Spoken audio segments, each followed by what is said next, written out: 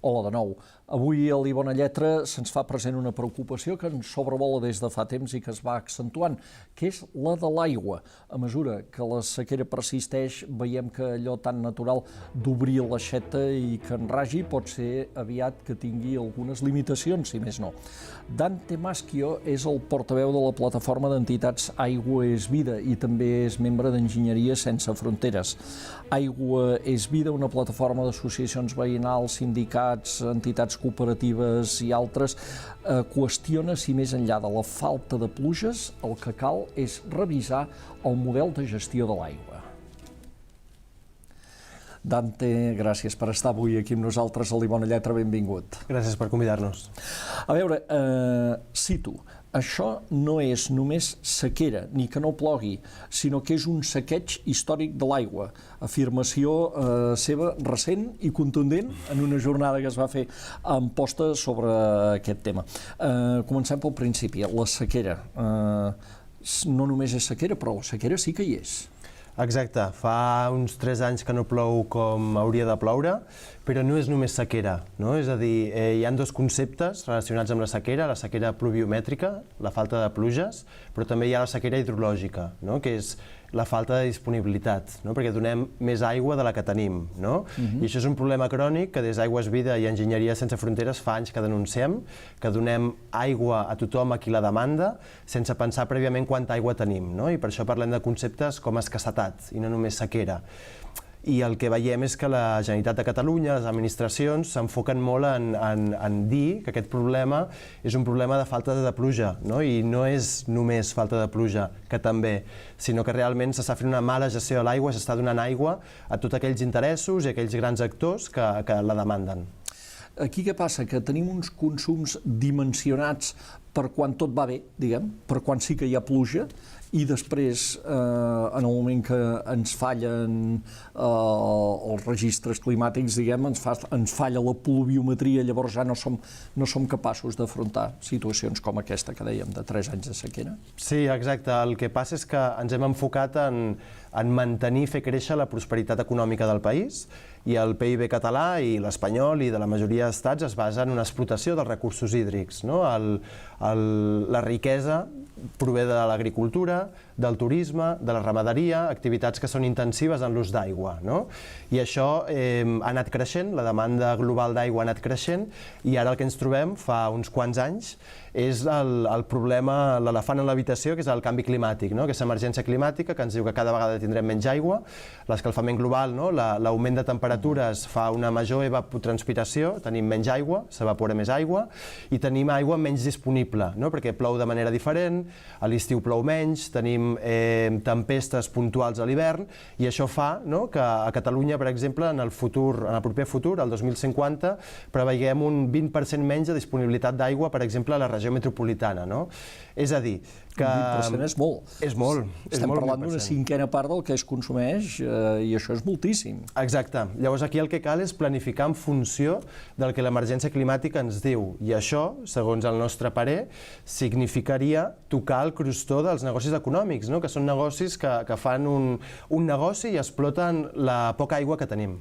Ara hi anirem per aquí també, però abans només una precisió. El govern diu, el govern de Catalunya en aquest cas, diu sort que fem gestió de l'aigua, que hem millorat la gestió, perquè en les mateixes circumstàncies, la darrera gran sequera 2008-2009, ja a hores d'ara faria mesos que estaríem en una situació d'emergència. I gràcies a que gestionem recursos tenim més dessalació, en fi, tot plegat ens porta a que hem pogut anar allargant la nostra disponibilitat. És cert això que diu el govern? És cert que s'ha allargat el curt termini, no? És a dir, amb la posada en marxa de les dessalinitzadores del Prat i de la Tordera, després de la sequera del 2008, hem allargat, crec que uns 6 mesos, no? L'entrada en l'emergència, per exemple. Això és cert, però al final és un lapse molt curt de temps, no? És a dir, es preveu que d'aquí unes setmanes, d'aquí poc temps, entrem en emergència, en el sistema Aigües Ter Llobregat, que és el sistema que abasteja la majoria de la població de Catalunya, i al final el que veiem és que aquest tecnooptimisme, no? Aquesta confiança en les tecnologies, no funciona, no? Perquè el 2008 pensàvem que amb les dessaladores que hem posat en marxa avui dia en tindríem prou, no? I el que veiem és que el canvi climàtic cada vegada és més feroç, cada vegada tenim menys aigua i no només ens cal confiar en les tecnologies, sinó que ens cal abordar el problema d'arrel, que és aquest consum en augment i el haver que la Generalitat s'hagi basat en ofertar aigua, no? En donar aigua a qui la demanda, no? I no gestionar la demanda, no? És a dir, no contenir i planificar en funció de l'aigua que tenim, no? Perquè la ciutadania hem hagut de parar el transvasament de l'Ebre, no? Per dir-li a la Generalitat i als poders públics, al govern de l'Estat espanyol, però també del català, que no té sentit agafar aigua d'un riu tan llunyà com l'Ebre per abastir una àrea metropolitana en augment, amb una indústria en augment, no? Això no té sentit, no? I això és el que això és el que dèiem el 2008, el 2000 també, quan vam aturar el Pla Hidrològic Nacional, diferents plans hidrològics nacionals del PP, i això ho seguim dient avui dia, no? Que no té sentit anar a buscar aigua allà on no la tenim i no té sentit apostar-ho tot a grans infraestructures com més dessaladores, més plantes regenerades, no? Sense abordar abans això que diem nosaltres, no? Que és la gestió de la demanda, que és planificar en funció de l'aigua que tenim, no? I seguir, sobretot, una qüestió molt important per nosaltres, que és la llei d'aigües, no? La llei d'aigües diu que la prioritat número 1 és abastir les persones i els rius, no? I això avui dia no està passant. Abastim de vegades abans certs interessos econòmics que no pas aigua per a les persones i per als rius. Un parèntesi ara, has parlat de transvasament de l'Ebre, tots recordem allò, l'aigua és vida, aquell símbol, aquella campanya, tot allò. Teniu por que en les actuals circumstàncies i en aquest moment de sequera ressuscitin projectes de transvasaments? Sí, tenim una por que és fundada. De fet, el Col·legi Oficial d'Enginyers fa temps, no?, que l'ha posat sobre la taula una altra vegada aquest transvasament. Ho va fer farà uns mesos, ho va fer el Dia Mundial de l'Aigua de l'any passat i ho ha fet recentment en una jornada celebrada a Barcelona, en aquest context de sequera i de crisi, on per ells és important, no?, aquesta mesura, recuperar aquesta mesura i posar-la en marxa. Per sort, amb la mobilització social, no?, i política que es va generar gràcies a la societat ebrenca, avui dia la majoria social i política rebutja el transvasament, però hem de ser conscients que l'entrada en emergència, aquest pla de sequera que té l'administració, contempla que es puguin executar obres com aquestes i per tant el que hem de fer és seguir demostrant que no tenen sentit aquestes obres. I parlava, sobretot, anant a l'arrel d'aquests grans consums. Grans consums ens imaginem que vol dir sector industrial, sector turístic, sector ramader, tots tres, un més que altres. De què parlem quan parlem d'aquests grans consums? I com també es poden regular sense afectar sectors econòmics que també donen feina a milers de persones? Bé, si ho mirem amb dades, no?, que les dades són objectives i neutres, el 70% del consum de l'aigua se'n va a l'agricultura, a nivell català. Agricultura, ramaderia, pot voler dir. Agricultura, ramaderia, exacte. Llavors aquí és on hem de començar a fer els grans esforços, no? Ara mateix el que veiem és que estem a punt d'entrar en emergència i l'administració ho enfoca tot en la ciutadania, però el consum domèstic no és el gran causant d'aquesta crisi. És més, des del 2008 fins ara hem reduït un 20% el consum domèstic i, per tant, hem anat fent els deures. O sigui, la ciutadania ha fet el que li recomanaven, estalviar aigua. La ciutadania, en termes generals, ha fet els deures. És cert que hi ha municipis que tenen un consum molt més elevat que d'altres, com per exemple Sant Cugat, perquè hi ha una riquesa social, hi ha moltes piscines, hi ha molts jardins i, per tant, hi ha alguns municipis on hi ha molt marge de millora, però en termes generals la ciutadania ha fet els deures, i aquí és el que diem nosaltres. Ara ens hem d'enfocar en els grans consumidors, que és on hi ha un marge de reducció més gran, i aquí ve l'agroindústria i la ramaderia intensiva, i aquí també cal diferenciar el que és la petita pagesia, el que és la producció local, el que és la sobirania alimentària, d'allò que és negoci. És a dir, per exemple, el sector fruiter, el 80% de la producció de fruita a Catalunya s'exporta. És a dir, en un moment de sequera no tenim aigua i la poca aigua que tenim l'estem exportant en forma de pomes, en forma de peres. Això és lícit? Nosaltres creiem que ens ho hem de qüestionar, sobretot quan també veiem que només el 40% de la producció d'aliments és sobirania alimentària, no? És a dir, que tenim molt marge de millora per augmentar aquesta sobirania alimentària, no? Que és el que fa la petita pagesia, la producció local, i aquí hi ha un marge de millora. I quan parlem de llocs de treball també hem de veure aquesta translació, no? És a dir, el govern de Catalunya vol augmentar aquest marge de sobirania alimentària, no? de producció local i de menjar aquest aliment de forma local. Tenim un marge que l'hem d'augmentar en un 60%. Segurament no es podrà fer tot, no? Però alhora tenim un 70%, al voltant del 70% de la producció de tots els productes agroramaders, no? Doncs aquí hi ha una translació de llocs de treball, no? Si volem atacar l'exportació perquè creiem que l'exportació és il·lícita, aquí hi ha uns llocs de treball que poden anar cap a fer realitat la sobirania alimentària, no? És una miqueta el nostre enfoc, no? El sector de l'aigua pot donar molts llocs de treball, no? Per exemple, la transició energètica, no? Fa anys el discurs era no podem deixar el petroli perquè dona molts llocs de treball, no? Però el que veiem és que avui dia fer plaques solars, no? Fer parcs eòlics, fer cooperatives energètiques, això dona llocs de treball, no? Doncs amb l'aigua ha de passar el mateix, no? Hem de canviar el model econòmic i quan canviem aquest model econòmic i tinguem un de nou, hi haurà nous llocs de treball. L'aigua ha de ser un bé públic, és a dir, gestionada, administrada, subministrada també per les administracions, per empreses públiques?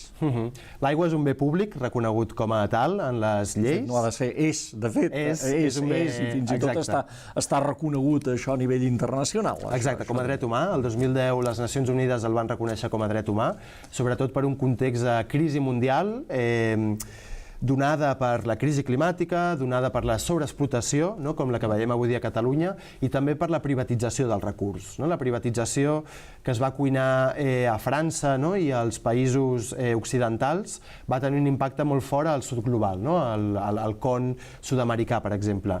I aquí van haver-hi moltes revoltes socials, no? Moltes famílies, molt veïnat que no podia pagar l'aigua, que sortia al carrer protestant en contra de la privatització de l'aigua, no? I això va servir per a que governs com el de Bolívia portessin a l'Assemblea General de Nacions Unides el reconeixement de l'aigua com a dret humà.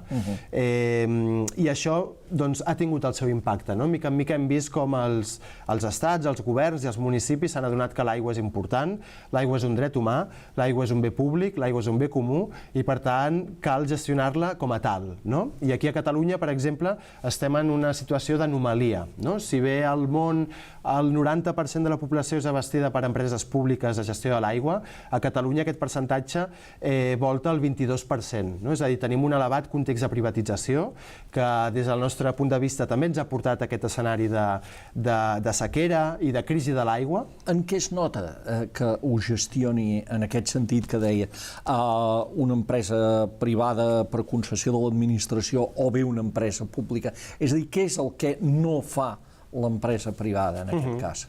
Bé, hi ha dades també objectives. La pròpia Agència Catalana de l'Aigua diu que la gestió privada és un 22% més cara que la gestió pública. Per tant, aquí veiem en un moment d'escalada de preus, no? Amb les dessaladores la tarifa a l'aigua al gener pujarà.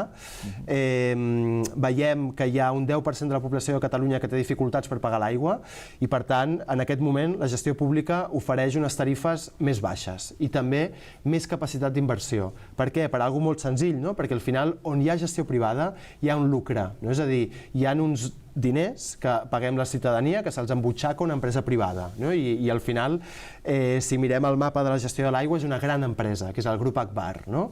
Que alhora pertany a una gran multinacional de l'aigua que és Veolia, no? És a dir, amb l'aigua estem pagant uns negocis que ens els podríem estalviar i podríem estar invertint, per exemple, en fuites, no? Amb la sequera.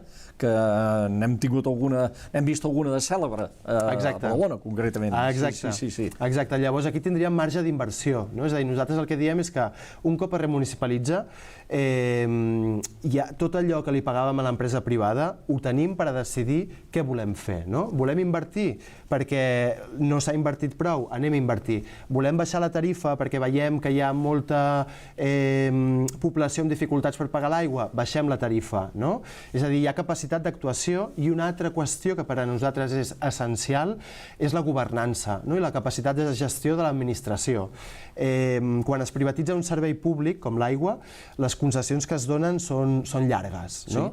I aquí el que passa... molt llargues. Són molt llargues. Després els ajuntaments no poden dir de cop i volta a una empresa X que té una concessió a molts anys: miri, jo això a vostès els hi trec, perquè es trobaran amb una demanda judicial que perdran, segurament. Exacte, aquí veiem una oposició d'aquest gran grup privat, el grup Agbar, que el que fa és recórrer qualsevol tipus de proposta democràtica de remunicipalització. Perquè ho hem de recordar, al final és el ple municipal que decideix quin model de gestió vol, no?